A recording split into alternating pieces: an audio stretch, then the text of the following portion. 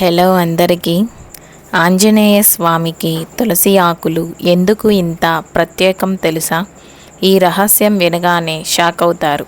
హనుమంతుడికి తులసి పెట్టడం వెనుక ఉన్న అసలు కథ ఇదే.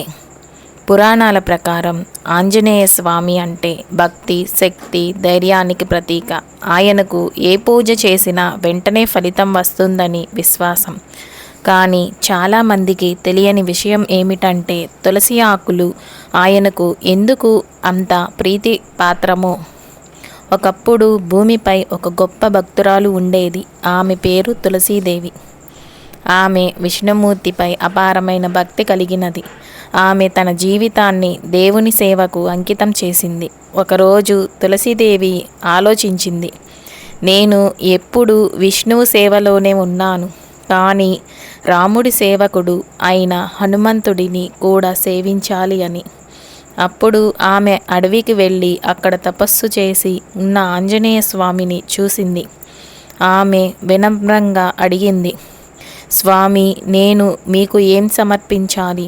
అప్పుడు హనుమంతుడు నవ్వుతూ అన్నాడు, నాకు పెద్ద పెద్ద పూజలు అవసరం లేదు, భక్తితో ఇచ్చే చిన్నదైనా సరిపోతుంది.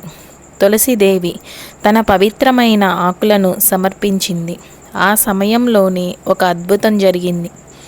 ఆ తులసి ఆకులు హనుమంతుడి హృదయాన్ని తాకాయి. ఆంజనేయుడు వెంటనే ఆశీర్వదించాడు, ఇప్పటి నుండి నిన్ను సమర్పించేవారు నాకు ఎంతో ప్రీతి పాత్రులవుతారు. నీ ఆకులతో చేసిన పూజ నాకు ఎంతో ఇష్టం. అప్పటి నుండి తులసి ఆకులు హనుమంతుడికి ప్రత్యేకమైనవి అయ్యాయి. తులసి ప్రధానం. తులసి పవిత్రతకు ప్రతీక. దుష్టశక్తులను దూరం చేస్తుంది.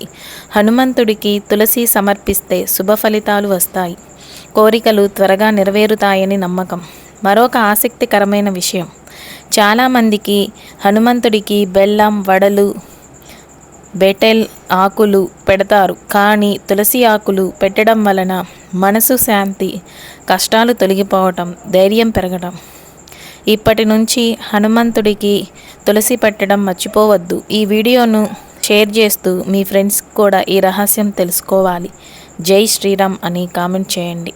ముఖ్యమైన రోజు మంగళవారం రోజు హనుమంతుడికి అత్యంత ప్రీతిపాత్రమైనది.